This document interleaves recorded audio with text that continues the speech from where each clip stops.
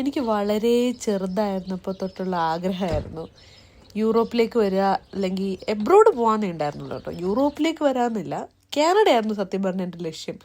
സത്യം പറഞ്ഞാൽ അതൊരു 2ാം ക്ലാസ് 3ാം ക്ലാസ് പഠിക്കുമ്പോൾ തൊട്ടുള്ള ആഗ്രഹമായിരുന്നു കേട്ടോ. എല്ലാവരുടെ അടുത്തും എന്നെ പരിചയമുള്ളവരുടെ അടുത്ത് ഞാൻ പറയുമായിരുന്നു ഞാൻ കാനഡയ്ക്ക് പോകുന്നു. പിന്നീട് ഞാൻ അപ്ലൈ ചെയ്യേണ്ട ടൈം ആയപ്പോൾ ഉണ്ട് കാനഡയൊക്കെ നിറച്ച ആളായി അന്നേരത്തേക്കേ. അപ്പോൾ വേറെ സ്യൂട്ടബിൾ ആയിട്ടുള്ള ഒരു രാജ്യം തപ്പി വന്നപ്പോഴാണ് സ്ലൊവേനിയയിൽ ഞാൻ എത്തിയത്. അപ്പം ഈ രാജ്യത്ത് സ്റ്റുഡൻസിന് ഒത്തിരി ബെനിഫിറ്റ്സ് ഉണ്ടെന്ന് ഞാൻ അറിഞ്ഞതുകൊണ്ടാണ് ഞാൻ ഈ സ്ഥലം സെലക്ട് ചെയ്തത്. പിന്നെ ഒത്തിരി ഫോറിനേഴ്സൊന്നുമില്ല, വളരെ കാമായിട്ടും പീസ്ഫുള്ളായിട്ടുള്ളൊരു സ്ഥലമാണ്. ഒത്തിരി നമ്മുടെ ഏകദേശം നാട് പോലത്തേക്ക് ഒരു സ്ഥലം, ഒത്തിരി നൈറ്റ് ലൈഫിനൊന്നും ഫോക്കസ് ചെയ്യാത്ത അങ്ങനത്തെ ഒരു സ്ഥലം തപ്പിയാണ് ഞാൻ ഇറങ്ങിയത്. അങ്ങനെയാണ് ഞാൻ സ്ലൊവേനിയയിലെത്തിയത്. ഇതാണ് എൻ്റെ കോളേജ്. എൻ്റെ കോളേജ് സെല്ലിയ എന്ന് പറഞ്ഞ സ്ഥലത്താണ് കേട്ടോ. അവിടെ ട്രെയിനിനൊരു 1.5 hour യാത്രയുണ്ട്. യാത്ര ചെയ്താണ് ഞാൻ അവിടെ എത്തിയത് കേട്ടോ. അത്യാവശ്യം ബുദ്ധിമുട്ടാണ് ഇവിടെയുള്ള എക്സാംസൊക്കെ പാസ്സാവാനായിട്ട്. കാര്യം ഞങ്ങളുടെ ക്ലാസ് തുടങ്ങിയപ്പോൾ ക്ലാസ്സിൽ ഒത്തിരി ആൾക്കാരുണ്ടായിരുന്നു. ഇപ്പം നിലവിൽ എൻ്റെ ക്ലാസ്സിൽ 5 പേരേ ഉള്ളൂ. അത് കേൾക്കുമ്പോൾ നിങ്ങൾക്ക് മനസ്സിലാവുന്നുണ്ടല്ലോ എത്ര ബുദ്ധിമുട്ടാണെന്നുള്ളതല്ലേ. എന്തുകൊണ്ടാണ് ഇങ്ങോട്ടേക്ക് കയറി വന്നതെന്ന് ചോദിക്കുന്ന ആളുകളോട് പറയാനുള്ളത് ഇതൊക്കെയാണ്. ഈ കാരണങ്ങൾ കൊണ്ടൊക്കെയാണ് ഞാനിവിടെ എത്തിയത്. ഓരോ രാജ്യത്ത് ചെന്നിട്ടും കുട്ടികൾ ആ ഒരു ഡിസിഷൻ റിഗ്രറ്റ് ചെയ്യുന്നൊക്കെ ആയിട്ട് ഞാൻ കണ്ടിട്ടുണ്ട്. പക്ഷെ ഇതുവരെ ഞാൻ ആ ഒരു തീരുമാനം മാത്രം, ഇവിടെ വന്നൊരു തീരുമാനം മാത്രം ഞാൻ ഒരിക്കലും റിഗ്രറ്റ് ചെയ്യത്തില്ല.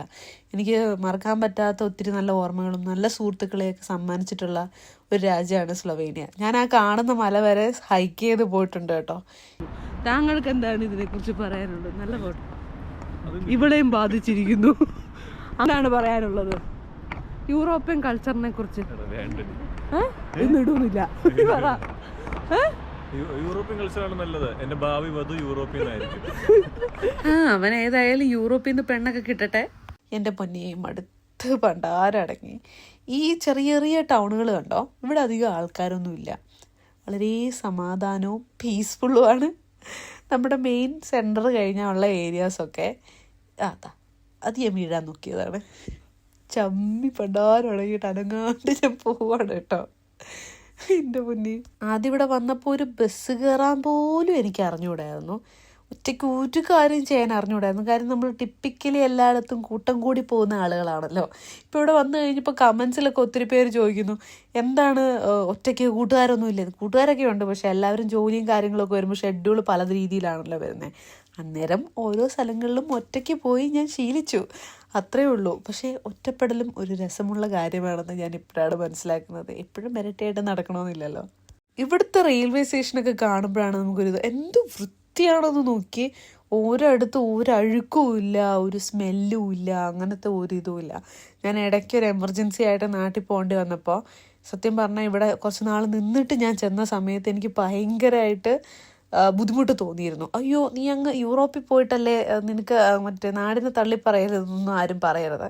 നാടിൻ്റെ അവസ്ഥ എനിക്കും നിങ്ങൾക്കും ഒരുപോലെ അറിയാം. അവിടുത്തെ റെയിൽവേ സ്റ്റേഷനൊക്കെ എങ്ങനെയാണ് കിടക്കുന്നതെന്നും എത്ര നീറ്റായിട്ടല്ല അതിൻ്റെ ഉൾഭാഗവും പുറംഭാഗവും കിടക്കുന്നതെന്നുള്ളത്. ഈ ഉൾഭാഗം, ഈ ഏരിയ ഒക്കെ അവരിടയ്ക്കിടയ്ക്ക് വന്ന് സ്റ്റോപ്പ് ചെയ്യുന്ന ക്ലിയർ ചെയ്യും. അതായത് ഒരു ഏരിയ മെയിൻ ഏരിയയിൽ എത്തിക്കഴിയുമ്പോൾ ക്ലീനേഴ്സ് കയറി എല്ലാ ഭാഗവും ക്ലീൻ ചെയ്തിട്ട് പോകും. അതിനകത്ത് ഒരു അഴുക്കും നമുക്ക് കണ്ടുപിടിക്കാൻ പറ്റില്ല. ഇതിനകത്ത് ടോയ്ലറ്റ് എല്ലാം നീറ്റാണെന്നുള്ളതാണ്. ഞാൻ കോളേജിലേക്ക് പോകാനുള്ള സ്ഥലത്ത് എനിക്ക് 2 ട്രെയിനാണുള്ളത് കേട്ടോ. ചില സമയത്ത് ഒറ്റ ട്രെയിനെത്തും, ചില സമയത്ത് 2 ട്രെയിനെത്തും. 2 ട്രെയിനിൽ ഈ ഒരു സ്ഥലത്ത് ഇടയ്ക്ക് ഇറങ്ങും. നല്ല ഭംഗിയാണ് അവിടെ കാണാനായിട്ട്. ഒരു കുറച്ച് ബ്യൂട്ടിഫുൾ ആയിട്ടുള്ള ഒരു സ്ഥലത്താണ്. അതുകൊണ്ട് ട്രെയിൻ വരുന്നത് ഇച്ചിരി നേരം വെയിറ്റ് ചെയ്താലും നമുക്ക് വലിയ കുഴപ്പമൊന്നുമില്ല. ഈ ട്രെയിനിൽ പോകുന്ന യാത്രകളൊക്കെ ഭയങ്കര മനോഹരമാണ് കേട്ടോ. അപ്പോൾ വീട് ഇത്രയേ ഉള്ളൂ. ബൈ, ചാ ചാ.